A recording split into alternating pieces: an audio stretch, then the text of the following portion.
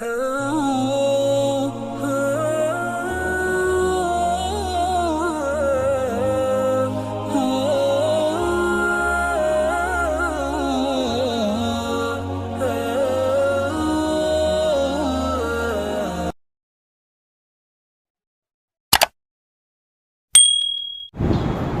اللہ الرحمن الرحیم۔ گزشتہ جمعہ یہ عقیدہ ہمارے سامنے آیا تھا کہ اہل اسلام کے لیے اور اہل سنت والجماعت فرشتوں پر بھی ایمان رکھتے ہیں، نبیوں پر بھی ایمان رکھتے ہیں۔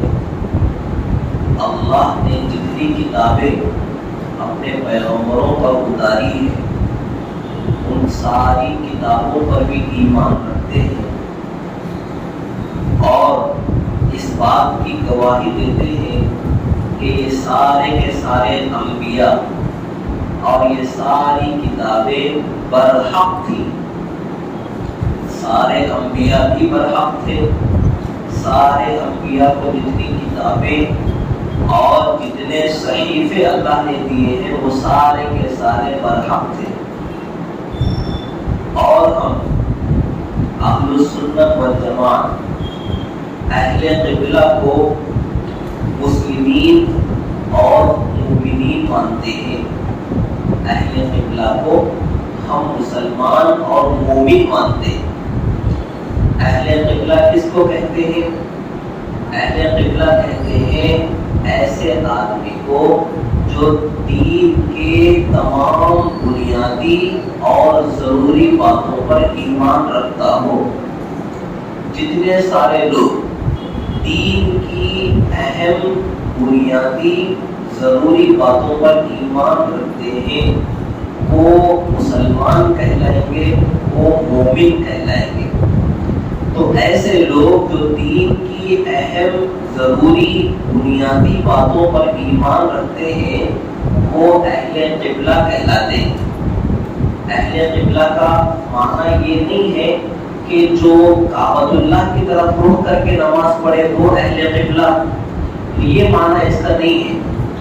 ورنہ اگر یہ معنی ہم لیں گے پھر تو قادیانیوں کو بھی مسلمان اور مومن کہنا پڑے گا، پھر تو جو یہ اہل قرآن اپنے آپ کو الحق کہتے ہیں ان کو بھی مسلمان کہنا پڑے گا، پھر تو مہدویوں کو بھی مسلمان کہنا پڑے گا، پھر تو شکیلیوں کو بھی مسلمان کہنا پڑے گا، اور جتنے سارے ایسے گمراہ اور بدترین فرقے ہیں جو اپنی گمراہی میں اتنی حدیں پار کر چکے ہیں کہ وہ اسلام سے ہی باہر ہو گئے، حالانکہ وہ سارے کے سارے اپنا رخ اپنی عبادتوں میں کعبۃ اللہ کی طرف کرتے ہیں۔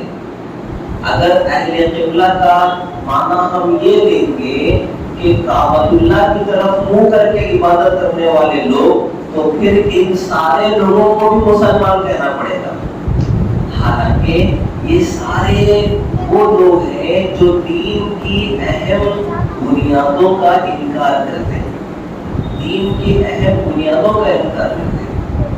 قادیانیوں نے تو حضور پاک صلی اللہ علیہ وسلم کو آخری نبی ماننے سے ہی انکار کر دیا، جو دین کی سب سے اہم بنیاد ہے کہ آپ علیہ السلام خاتم النبیین ہے، آخری نبی ہے دنیا میں، آپ کے بعد قیامت تک کوئی نبی آنے والا نہیں ہے، تو اس بنیاد کا ہی انکار کر دیا۔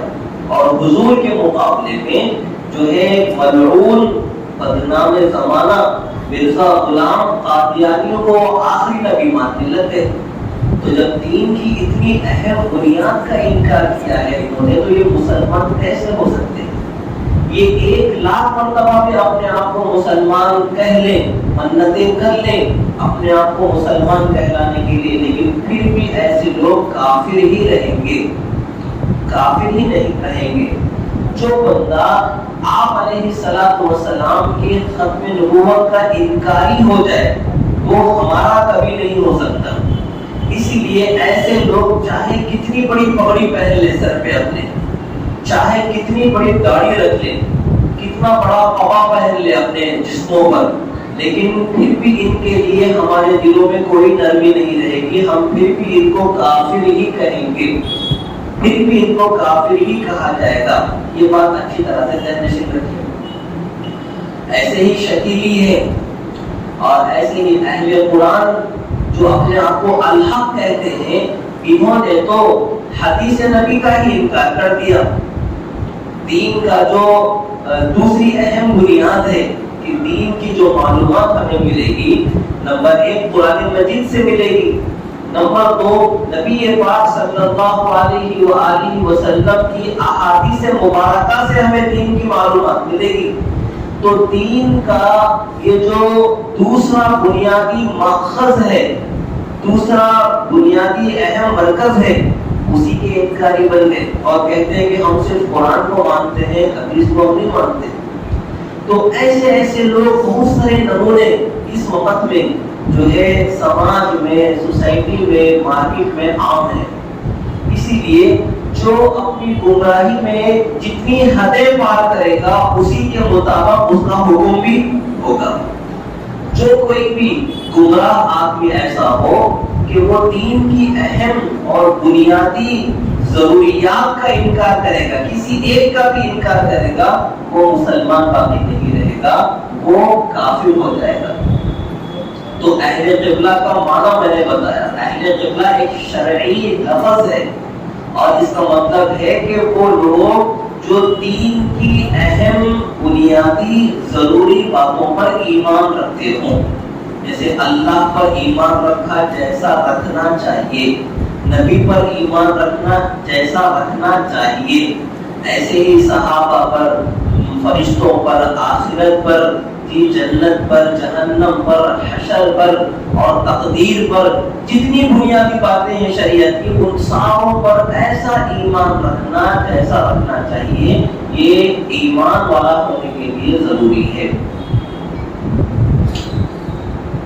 وَلَا نَخُوضُ فِي اللَّهِ، آگے کا عقیدہ ہے کہ ہم اہل سنت والجماعت اللہ کے معاملے میں زیادہ غور اور فکر نہیں کرتے۔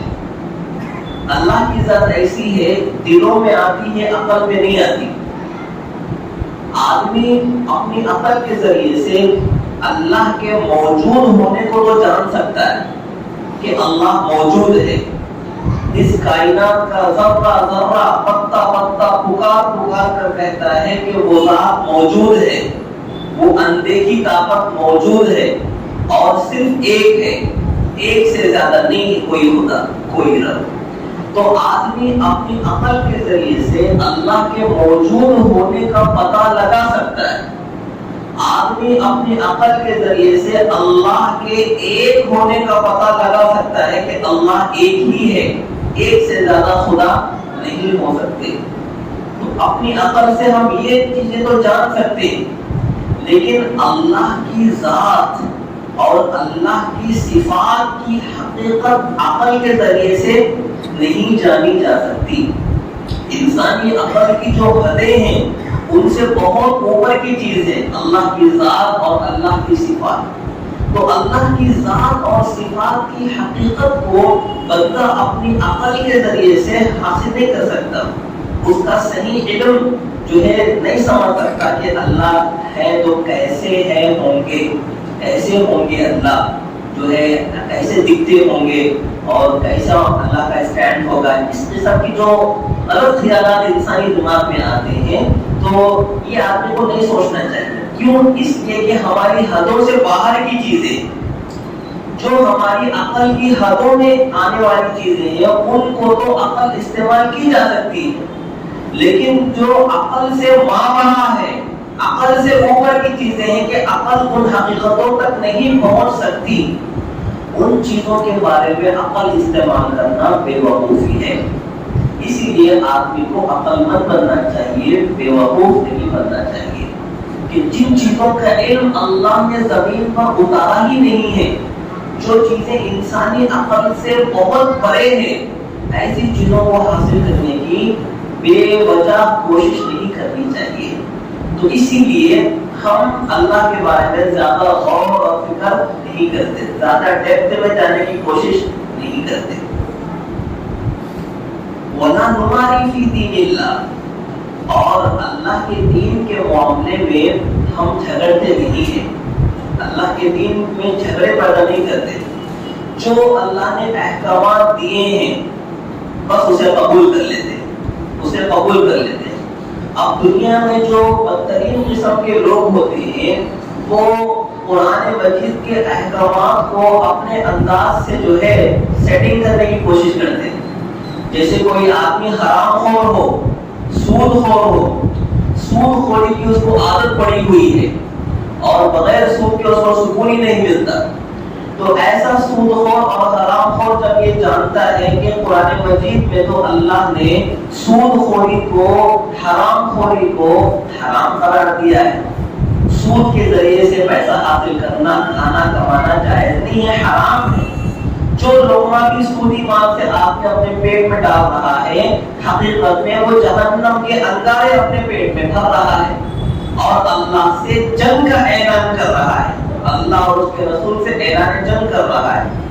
اب جب ایسے قسم کے لوگ قرآن مجید کے یہ حکم سنتے ہیں تو تعبیر کرنے لگتے ہیں کہ یہ ہوتا ہے اس زمانے کا سود الگ تھا، اس زمانے کا الگ ہے. تو وہ اس زمانے کے حساب سے بولے تھے، اس زمانے کے حساب سے نہیں ہوتا. ہم لوگ 21 سینچری میں ہیں، ہم لوگ 21ویں صدی میں ہیں. تو وہ 1400 ساڑھے 1400 سال پہلے جو چلتا تھا عرب میں، اس کے اوپر اللہ نے آیت نازل کی ہے قرآن میں. آج کے زمانے میں جو مارکیٹ میں جتنے سارے شکلیں، سودی شکلیں نافذ ہے، اس کے اوپر یہ ہے وہ آیتیں. تو ایسے جو بڑے بڑے عالم صاحب ہوتے ہیں تو اس طرح کی وہ جو ہے باتیں کرتے ہیں، اپنے آپ کو اللہ کے حکم سے آزاد کرنے کے واسطے یہ بہانے بازیاں لوگ کرتے ہیں. تو جتنے چاہے بہانے بنا لیں، حرام حرام ہی ہوتا ہے. آپ جتنا جانتے ہیں شریعت کے بارے میں، علماء کرام آپ سے 10 گنا زیادہ جانتے ہیں. ایسے جو بہانے بنانے والے بزنس مین کو جتنی ساری جو ہے کوششیں ہوتی ہیں، جتنی معلومات ہوتی ہے، ان سے زیادہ تو اہل علم کے پاس ہے دین کی معلومات، شریعت کی بنیادیں ان کو پتا ہے کہ کون سی چیز کس بنیاد پر حلال رہے گی، کس بنیاد پر حرام ہوگی. تو اسی لیے ایسے چیزوں کے بارے میں نہیں کرنا چاہیے. وَلَا نُمَارِي فِي دِينِ اللَّهِ. ایسی بہت سی مثالیں، ایسی بہت سی، ایک مثال دے کے میں سمجھایا ہوں. تو بہت سے لوگ ہیں کہ جو جس برائی میں پڑا ہوا ہے وہ اپنی اس برائی کو صحیح ثابت کرنے کے لیے ایڑی چوٹی کا زور لگاتا ہے. کیوں؟ غلط بھی کر رہے اور خود نہیں بدل رہے، قرآن کو بدل دے رہے. خود بدلنا نہیں چاہتے، قرآن کو بدل دیں، قصہ ختم ہو جاتا. قرآن ہمارے حساب سے ہونا تھا، قرآن کے حساب سے نہیں ہونا ہے. تو آزاد اور آوارے دماغ کے جو لوگ ہوتے ہیں وہ اس قسم کی حرکتیں کرتے ہیں. وَلَا نُجَادِلُ فِي الْقُرْآنِ. اور ہم قرآن کے معاملے میں بھی جھگڑا نہیں کرتے، بلکہ ہمارا ایمان کیا ہے قرآن کے بارے میں؟ وَنَشْهَدُ أَنَّهُ کلام رب العالمین. ہم اس بات کی گواہی دیتے ہیں کہ قرآن مجید اللہ رب العالمین کا کلام ہے. قرآن مجید اللہ کا کلام ہے، اس میں ہمیں کوئی شک اور شبہ نہیں ہے. اللہ نے حضرت جبرائیل علیہ السلام کے ذریعے سے نازل کیا ہے قرآن مجید کو، یہ ہمارا ایمان ہے. اور اللہ نے حضرت جبرائیل کے واسطے سے قرآن کا علم آقا علیہ السلام کو سکھایا ہے. اللہ نے حضرت جبرائیل علیہ السلام کے واسطے سے قرآن کا علم حضور پاک صلی اللہ علیہ وسلم کو اللہ نے سکھایا ہے. معلوم ہوا کہ حضرت حضور پاک صلی اللہ علیہ وسلم کے جو استاد ہیں وہ اللہ ہیں. حضرت جبرائیل حضور کے استاد نہیں ہے. حضرت جبرائیل تو صرف واسطہ ہے درمیان کا، استاد نہیں ہے. اللہ کے نبی کے استاد اللہ ہیں، حضور کے استاد خود اللہ ہے. اور حضرت جبرائیل صرف درمیان میں واسطہ ہے، استاد نہیں ہے. وَكَلَامُ اللَّهِ تَعَالَى لَا يُسَاوِيهِ شَيْءٌ مِّن كَلَامِ الْمَخْلُوقِينَ. اور اللہ کا مبارک کلام ایسا ہے کہ مخلوقات میں سے کسی کا بھی کلام اس کی برابری نہیں کر سکتا. پوری کائنات مل کر بھی اللہ کے مبارک کلام کی برابری نہیں کر سکتی. دنیا میں قرآن مجید نے جگہ جگہ یہ جو ہے اعلان کیا، دنیا کے سامنے یہ چیلنج کیا کہ اگر تم سمجھتے ہو کہ یہ قرآن مجید اللہ کا کلام نہیں ہے بلکہ یہ حضور اپنی طرف سے بنا کر پیش کر رہے ہیں یہ قرآن مجید، تو ٹھیک ہے، یہ بھی انسان ہے، تم بھی انسان ہو، یہ بھی جو ہے زبان رکھتے ہیں، تم بھی زبان کے ماہر ہو، تو پھر قرآن جیسی صورتیں پیش کر کے بتاؤ۔ 10 صورتوں کا چیلنج کیا، قرآن جیسی کتاب کا چیلنج کیا، قرآن جیسی ایک صورت کا چیلنج کیا کہ ایک صورت ہی بناؤ، اللہ کے مقابلے میں دنیا کی ساری کائنات کو اپنے ساتھ جوڑ لو، سب سر جوڑ کر بیٹھو اور قرآن جیسی کوئی ایک صورت آیت بنانے کی کوشش کرو۔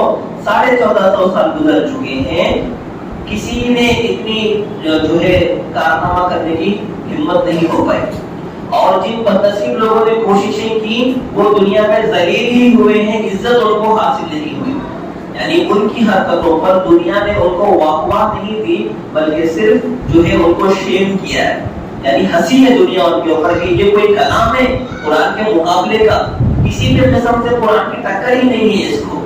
تو بعض بدنصیبوں نے کوشش کی ہے لیکن وہ ایسی ناکام کوشش ہے کہ لوگوں نے بس مذاق اڑایا ہے اس کا۔ تو قرآن مجید اللہ کا کلام ہے اور اللہ کے کلام کی برابری پوری مخلوق نہیں کر سکتی۔ وَلَا نَقُولُ بِخَلْقِهِ، اور ہم قرآن مجید کو اللہ کی مخلوق نہیں کہتے، قرآن مجید اللہ کی مخلوق نہیں ہے۔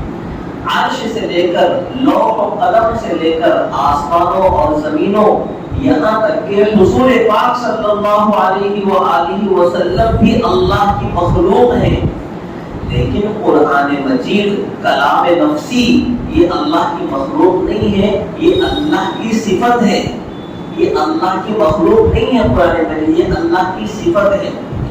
قرآن مجید سے مراد یہ جو پرنٹڈ قرآن مجید ہمارے پاس موجود ہے وہ نہیں، بلکہ جو کلام اللہ نے نبی علیہ السلام پر نازل فرمایا ہے وہ کلام، یہ قرآن اللہ کا مخلوق نہیں ہے بلکہ اللہ کی صفت ہے۔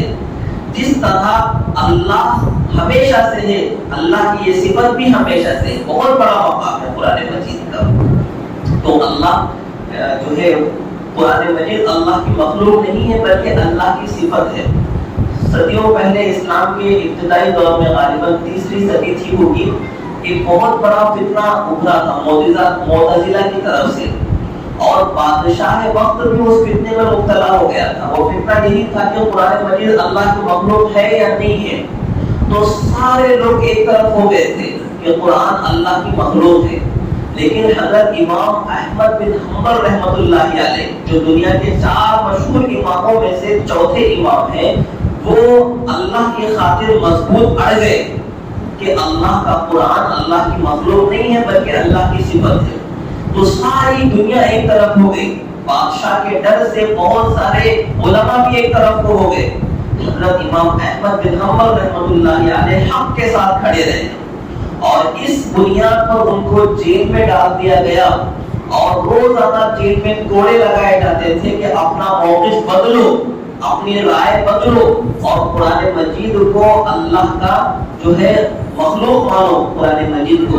لیکن حضرت امام احمد بن حنبل رحمۃ اللہ علیہ نے جو ہے ان ساری تکلیفوں کو برداشت کیا، یہاں تک کہ آپ کا جنازہ جیل سے نکلا، لیکن حق کے ساتھ کسی بھی قسم کی باطل کے ساتھ سمجھوتا نہیں کیا، حق پر ڈٹے رہے مضبوطی کے ساتھ۔ جب آخری لمحے تھے تو حضرت امام احمد بن حنبل رحمۃ اللہ علیہ جو ہے اپنی زبان سے ایک جملہ کہہ رہے تھے کہ اللہ ابو الحیثم پر رحم فرمائے، اللہ ابو الحیثم پر رحم فرمائے۔ تو جو ان کے اولاد تھے انہوں نے پوچھا کہ ابو الحیثم کون ہے جس کے بارے میں آپ دعا کر رہے ہیں اللہ سے؟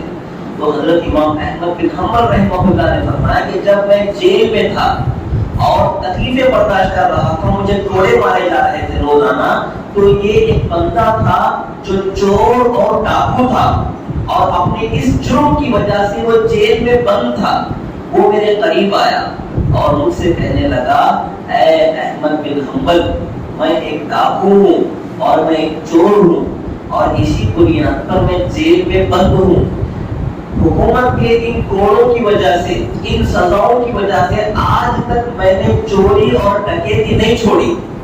हुकूमत की सजाओं की वजह से आज तक मैंने चोरी और डकैती नहीं छोड़ी, लिहाजा तुम हक को भी मत छोड़ना, तुम हक को मत छोड़ना।